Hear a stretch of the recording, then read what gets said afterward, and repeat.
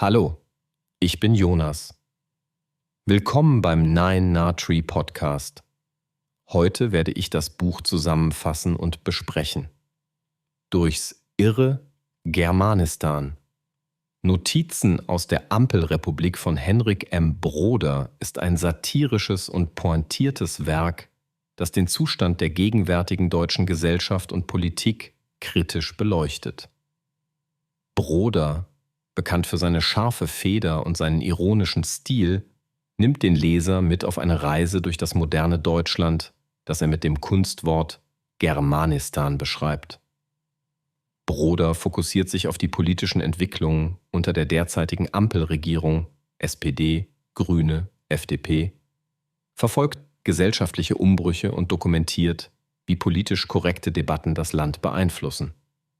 Mit viel Witz und Spott zaubert der Autor aus Alltagssituationen und Schlagzeilen eine Sammlung bissiger Notizen, die keine Tabus kennen.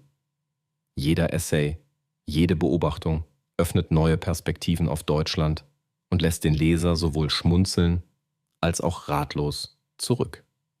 Mit dieser Lektüre erwartet den Leser ein kritischer, humorvoller, aber auch nachdenklicher Blick auf das heutige Deutschland, seine Moralvorstellungen und die Verirrungen der Politik, die Broder vehement zur Diskussion stellt. Insbesondere für politisch Interessierte und Liebhaber. Kluger Ironie ist dieses Buch ein echtes Highlight. Ich werde Ihnen die wichtigsten Erkenntnisse aus diesem Buch mitteilen. Erstens: Die Ampelregierung im Fokus. Broder widmet der aktuellen Koalition aus SPD, Grünen und FDP viele Seiten seiner Notizen.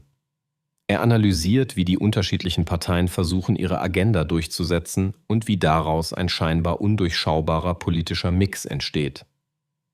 Während die Grünen auf Klimaschutz pochen, konzentriert sich die FDP auf Digitalisierung und Wirtschaftsliberalismus, während die SPD ihre klassische Rolle als Sozialpartei zu bewahren versucht.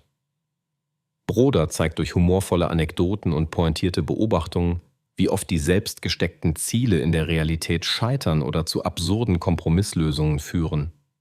Er hinterfragt, wie glaubwürdig die Politik im Auge der Bevölkerung noch ist und offenbart, welche unerwarteten Allianzen oder innerkoalitionären Streitereien das Tagesgeschehen bestimmen.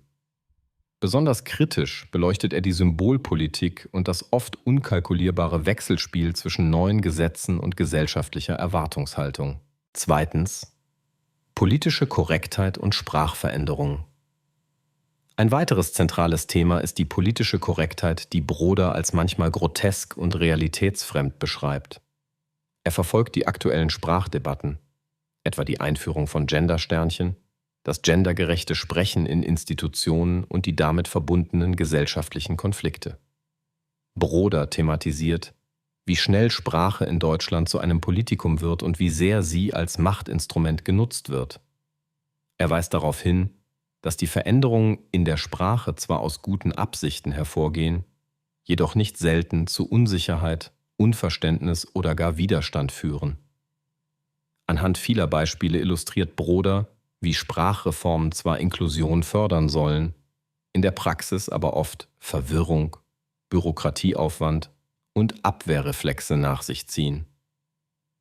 Drittens: Migration, Integration und Identitätspolitik. Broder wirft einen kritischen Blick auf die deutsche Migrationspolitik und die Herausforderungen der Integration. Am Beispiel zahlreicher politischer Initiativen und gesellschaftlicher Strömungen untersucht er, wie sich Migration auf das Selbstbild der deutschen Gesellschaft auswirkt. Er diskutiert, inwiefern multikulturelle Ideale auf die Probe gestellt werden und welche Identitätsdebatten öffentlich geführt werden. Dabei spart er nicht mit Ironie, wenn er die teils widersprüchlichen Erwartungen an Zuwanderer und den oft paternalistischen Umgang deutscher Politik erläutert. Broder zeigt, wie Migration ein Feld ist, in dem viele politische Akteure Symbolpolitik betreiben, aber nachhaltige Lösungen schwierig umzusetzen sind. Seine Analysen regen zum Nachdenken über Identität, Zugehörigkeit und die Komplexität moderner Gesellschaften an. Viertens: Gesellschaftlicher Wandel und Moraldebatten. Ein großes Thema ist der tiefgreifende gesellschaftliche Wandel, den Broder in Deutschland beobachtet. Er schreibt über die Verschiebung von Wertehaltungen, die wachsende Bedeutung progressiver Moral und das Bedürfnis, gesellschaftliche Probleme mit immer neuen Regelungen zu adressieren. Besonders kritisch setzt er sich mit den häufigen Moraldebatten auseinander, in denen etwa Klimaschutz, Genderpolitik oder Minderheitenrechte emotional und teils ideologisch geführt werden. Broder lässt keinen Zweifel daran, dass übersteigerte Moralvorstellungen und ein heutzutage allgegenwärtiger Aktivismus manchmal mehr spalten als vereinen. Die Essays laden ein, den Wertekanon unserer Zeit zu hinterfragen und verschiedene Ansichten zu reflektieren. Schließlich Medienlandschaft und Meinungsfreiheit. Abschließend analysiert Broder die Rolle der Medien und die Veränderungen im öffentlichen Diskurs.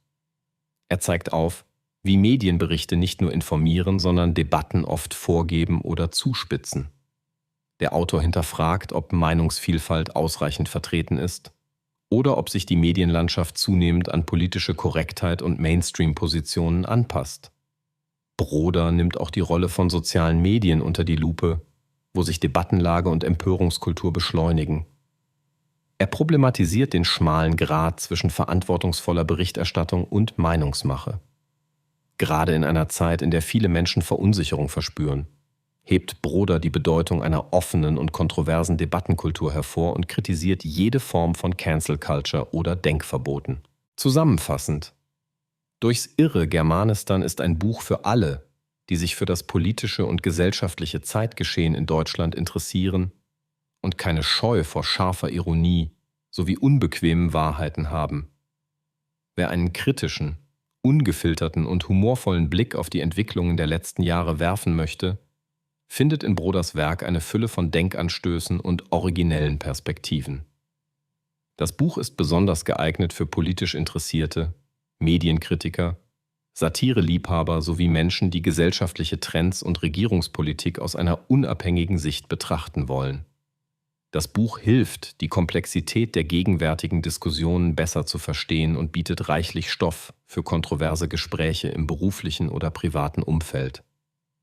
Im Vergleich zu anderen aktuellen Sachbüchern sticht Broders Werk durch seinen einzigartigen Stil, seinen Mut zur Zuspitzung und seine Fähigkeit, aus Alltäglichem tiefgreifende Analysen zu destillieren, heraus.